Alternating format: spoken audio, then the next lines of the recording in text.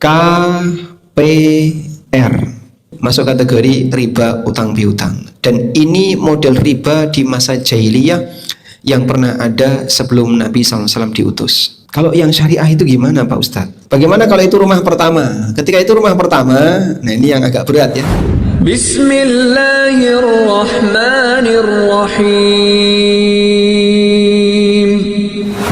Pertanyaan pertama, Assalamualaikum warahmatullahi wabarakatuh. Ustaz, izin bertanya mengenai KPR syariah itu bagaimana? Kemudian bagaimana jika yang disetujui oleh bank konvensional dan merupakan rumah pertama? Baik. Pertanyaan yang pertama sudah menakutkan bagi sesama ya. Kalau jawabannya dilarang itu kira-kira gimana? Berat Pak Ustaz, jangan jawab dilarang dulu Pak Ustaz. Karena banyak orang yang terlibat di sana. KPR ini kalau dikonversi ke bahasa Arab ya. K kaf, P fa, R ro. Hah? Bacanya gimana tuh? Baik, ya nggak sampai seperti itu. Ya, lupakan aja, lupakan ya. Skema KPR itu begini ya. Kita misalnya sebagai konsumen tertarik untuk beli rumah di kompleks A. Apa yang akan Anda lakukan pertama kali? Datang ke bagian pemasaran ya. Jadi setelah cocok, survei cocok, pengen beli rumah di kompleks ini. Apa yang Anda lakukan pertama kali? Kita akan datang ke bagian pemasaran. Lalu disebutkan harganya 700 juta. Yang pertama akan Anda bayarkan apa? DP. DP 10%. Bisa nggak KPR? Oleh pihak pemasaran bisa. Kami bisa referensikan. Ini ada beberapa bank rekanan kami. Bank CDE misalnya. Selanjutnya, setelah kita bayar DP 10%, maka pihak bank nanti akan membayarkan sisanya 90%, sehingga rumah itu terbeli dengan harga 100%, 90% uang pribadi Anda, yang 10% atau yang 90% uangnya bank. 10% punya nasabah, 90% uangnya bank. Dari 700 juta, 70 juta uang pribadi, sisanya 630 juta bank yang nalangin. Kita bayar ke bank berapa?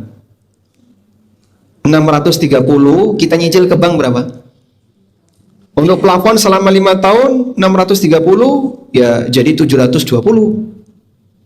Jadi berapa? 720. Sehingga bank ngambil margin sekian selama 5 tahun. Margin sekian ini apa? Riba. Karena Anda utang 630 dan Anda bayar 720. Sehingga bank mengambil riba 90 juta.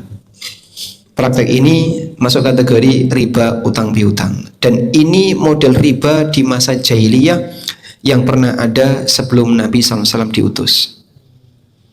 Kalau yang syariah itu gimana Pak Ustadz? Kalau yang syariah, bank beli rumah itu, setelah dia beli dijual ulang ke nasabah dengan ngambil margin. Nah ini boleh. Tapi syaratnya nasabah tidak boleh membayar DP dulu. Jadi jangan bayar DP ke pemasaran terus bank beli rumah. Nah kamu sudah bayar DP kan berarti kamu sudah beli. Kalau kamu mau beli berarti kan DP-nya nanti. Dipahami insyaallah? Baik. Wallahu alam. Yang kedua, bagaimana jika disetujui oleh bank konvensional dan merupakan rumah pertama? Ya mau disetujui maupun tidak, persetujuan bank konvensional tidak mengubah hukum yang haram jadi halal ya. Karena bank bukan dalil. Bagaimana kalau itu rumah pertama? Ketika itu rumah pertama, nah ini yang agak berat ya. Intinya begini, ketika itu sudah terlanjur, maka kami sarankan segera dilunasi. Tujuannya Pak Ustadz? Agar kita tidak mengulang praktek riba bulanan. Anda kan nyicil ya. Dari berapa tadi? 630 sampai jadi 700. Anggaplah misalnya 730, sehingga totalnya bank ngambil margin 100 juta selama 10 tahun misalnya. Nah Anda nyicil tiap bulan, rumus cicilan itu apa? Cicilan sama dengan pokok plus riba. Dan setoran riba yang kita bayarkan tiap bulan dilaknat oleh Rasulullah SAW. Maka bulan ini kita melakukan perbuatan yang dikutuk oleh Nabi SAW, bulan depan dikutuk lagi oleh Nabi SAW. Jadinya dosa besar yang berulang. Dari mana Pak Anda kok bisa ngomong dikutuk oleh Nabi SAW? Hadis Jabir bin Abdullah, beliau pernah mengatakan, la'ana Rasulullah SAW akilar riba wa mukilahu wa katibahu wa syahidai wa qalahum sawa. Ada 5 orang yang dilaknat gara-gara riba. Yang makan, yang memberi makan. Yang memberi makan riba itu siapa? Nasabah yang bayar bunga. Jadi bulan ini Anda bayar bunga, bulan depan bayar bunga lagi, bulan depan bayar bunga lagi. Kan jadinya apa? Mengulang memberi riba tiap bulan. Padahal ini hukumnya dosa besar. Makanya solusinya tadi, udahlah langsung dipenuhi, langsung ditutupi secepat mungkin biar dosa besar itu tidak berulang tiap bulan. Ini kalau rumah tadi tetap ingin ditempati sehingga Anda selesaikan dengan cara segera dilunasi. Wallahu a'lam.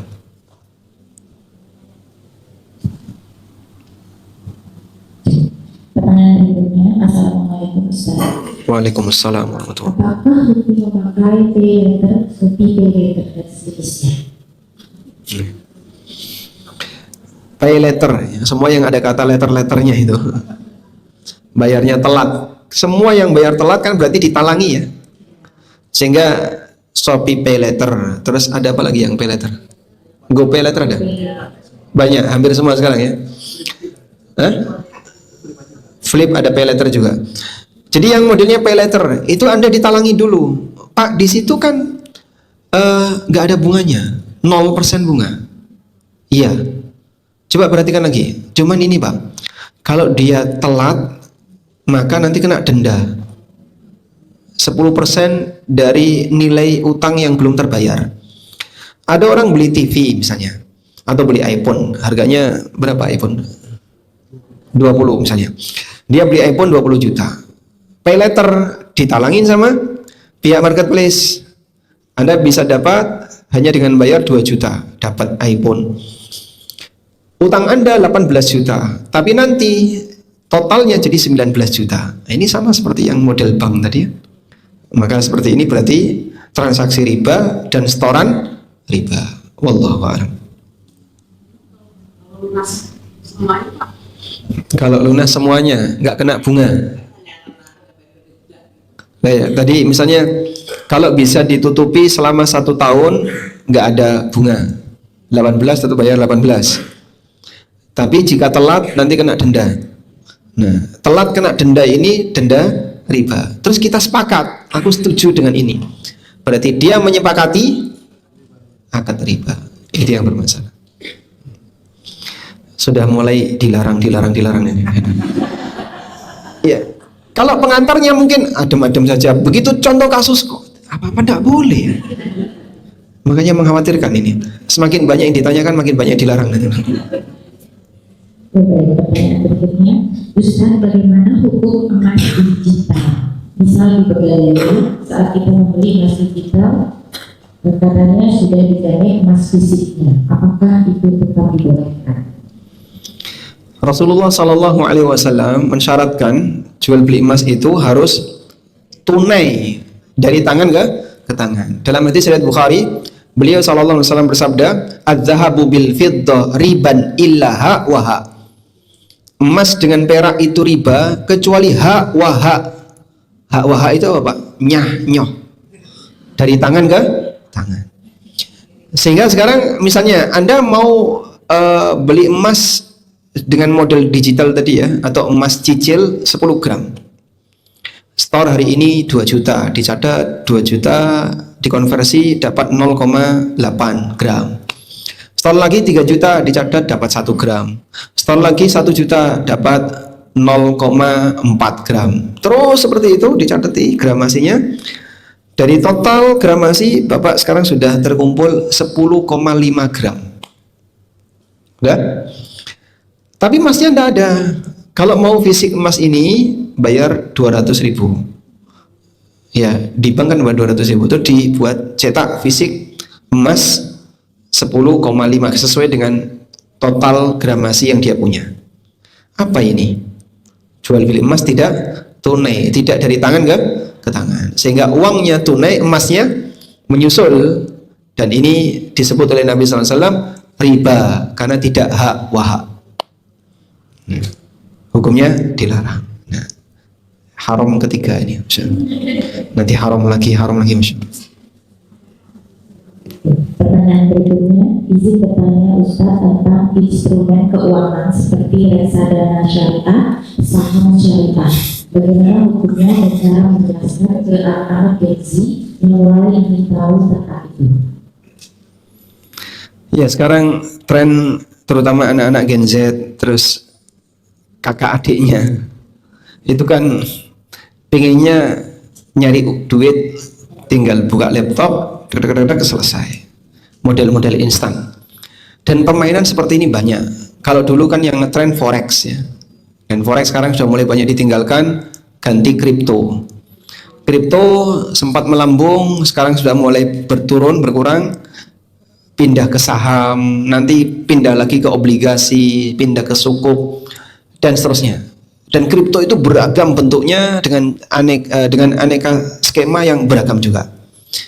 Nah, mereka hanya berpikir yang penting pokoknya saya cuan, nggak pernah peduli ini boleh atau tidak, sehingga dia main hanya dengan menggunakan sebuah aplikasi di HP.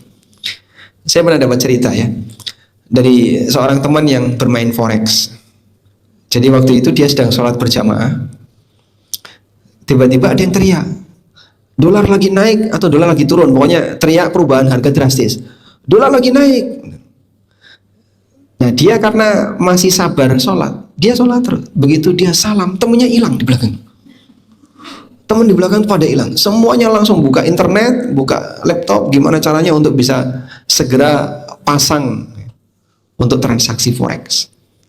Nah, jadi ketergantungan mereka dengan grafik yang nggak jelas itu sangat tinggi. Pas grafiknya gini, langsung lepas, grafiknya turun, beli, nih nyari duit receh.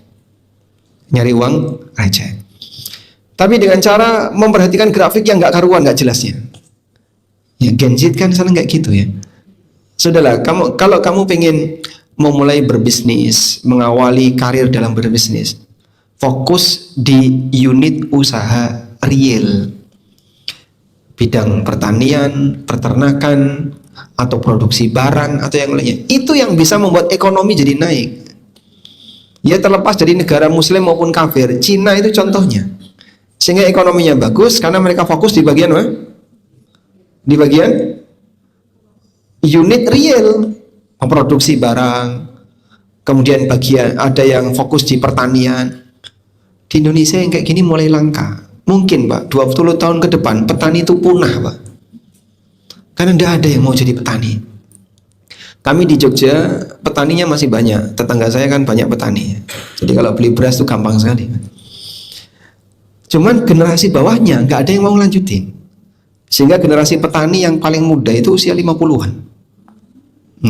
Yang usia 20-an, 30-an kan jarang ya. Mending ke Jakarta daripada jadi petani. Ini lama-lama sawahnya nggak ditanduri padi, ditanduri bangunan. Akhirnya jadi kos-kosan dan nggak laku, sehingga banyak lahan pertanian tidak produktif gara-gara tidak ada orang yang mau bertani. Ya. Coba anaknya ditanya, ada nggak di antara anaknya yang punya cita-cita jadi petani? Di salah satu, kalau nggak SD TK itu, gurunya tanya, apa cita-cita kalian? Ada satu angkat tangan, saya pengen jadi petani. Dimarahi sama gurunya. Jangan jadi petani, melarat. Apa salahnya Pak cita-cita di petani? Baik. Ya mungkin kita tekankan ya untuk Gen Z, kamu bermain saja di sektor real, jangan cuma fokus di sektor keuangan yang nggak real tadi. Wallahu a'lam. Ya, yang mana? Kripto. Reksadana. Nah, itu kan ada manajer investasi ya, yang nanti akan mengatur peredaran keuangan dari para nasabah. Yang menjadi pertanyaan itu begini, manajer investasi menyalurkan dana itu kemana? Kalau dominan disalurkan untuk surat obligasi itu apa sih? Surat utang. Akadnya akad Utang tapi ada kelebihan, apa namanya? Riba. Obligasi itu riba. Dan banyak sukuk yang diterbitkan oleh pemerintah ini sukuk ribawi. Sudah ada fatwanya, karena ini dulu pernah ada di Bahrain dan difatwakan oleh banyak ulama tidak boleh. Kemudian kadang mereka main di short selling untuk saham. Bagaimana bisa dapat keuntungan lebih cepat? Yang penting nanti bisa bagi hasil dengan para pelaku reksadana. Kalau dominannya seperti ini, ya kita boleh sebut Bapak ambil jalur yang lain saja. Ya.